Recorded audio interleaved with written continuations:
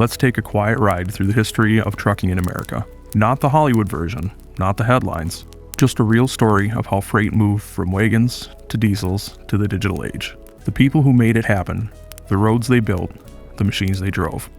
It's not flashy, it's not fast, but it's worth remembering.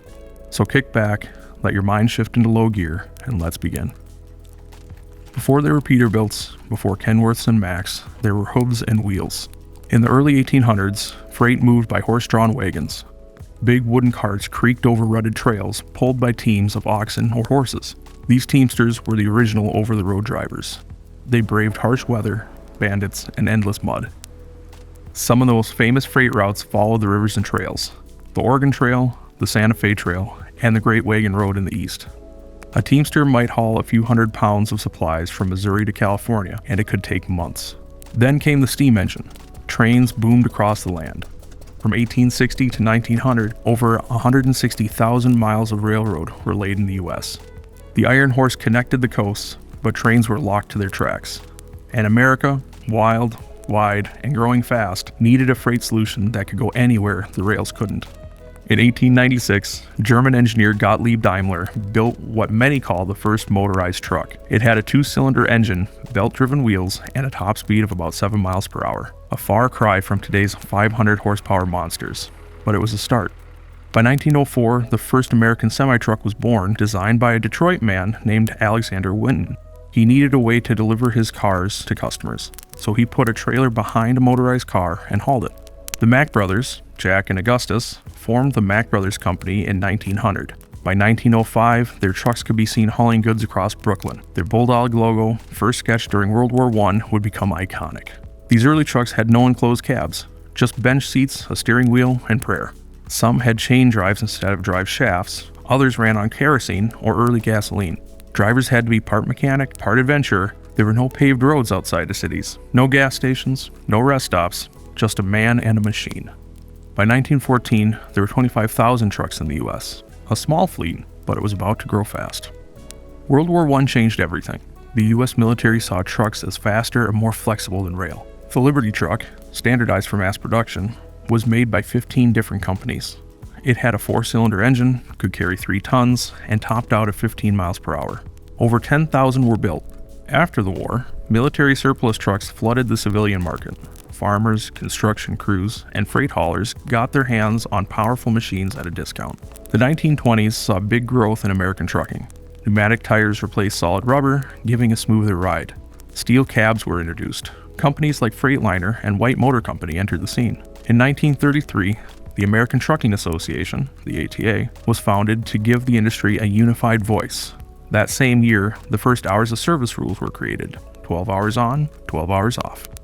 During World War II, trucking was vital once again. Over 2.4 million military trucks were produced by American manufacturers. The GMC CCKW, or Deuce and a Half, became legendary. It could ford rivers, climb hills, and haul troops in the mud or snow. After the war, truckers came home trained, disciplined, and ready to move freight. The country was poised for a golden age of over-the-road driving.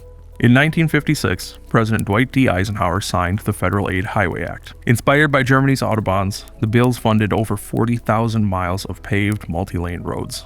It changed everything. The new interstates allowed coast-to-coast hauls in days instead of weeks. Trucking grew so fast that by 1970, it had surpassed railroads as the top mover of freight. This era saw the birth of trucking culture as we know it. The 18-wheeler became an American icon. CB radios gave truckers a way to warn each other about speed traps and weather. Songs like Convoy and Eastbound and Down hit the radio waves. Hollywood gave us Smokey and the Bandit. Owner-operators took pride in their rigs: custom paint, chrome stacks, and airbrush murals.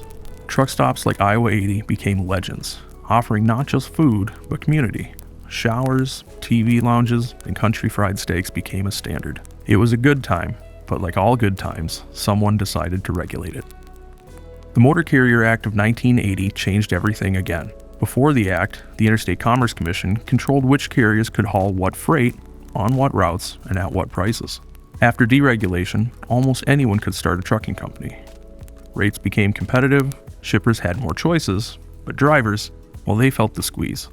Owner-operators faced thinner margins, big fleets used their size to drive down rates, and the Teamster union power declined. Independent drivers had to work harder and smarter to stay afloat, but many thrived. Small carriers sprang up across the country.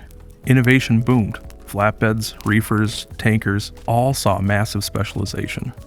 By 1985, the number of for-hire carriers tripled, and trucking was once again reshaping the American economy. From the 1990s on, trucking embraced the digital age. GPS revolutionized navigation. No more dog-eared Rand McNallys, just a satellite map guiding you turn by turn. E-logs became the law of the land in 2017. Hours of service violations dropped, but flexibility went with them. Diesel engines got clearer.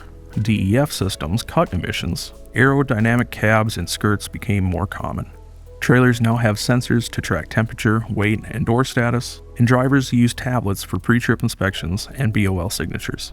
Load boards, once pinned to truck stop bulletin boards, have moved online, and yet some things never change. The early mornings, the long nights, the rumble of a Jake brake rolling down a mountain pass. Electric trucks are coming, but for now, the hum of a diesel engine still rules the road. So now, here you are, part of a long tradition. From leather rain teamsters, to diesel haulers, to digital age road warriors. Every load you move, every logbook signed, every sunrise seen through a bug-splattered windshield. It all adds to the story of American trucking. You are the heartbeat of the highway, the reason shelves stay full, the reason lights stay on. And tonight, you rest easy. Your rig is quiet, your body's still, but your legacy rolls on. Sleep well, driver. 10-7, out of service, and we'll catch you in the next one.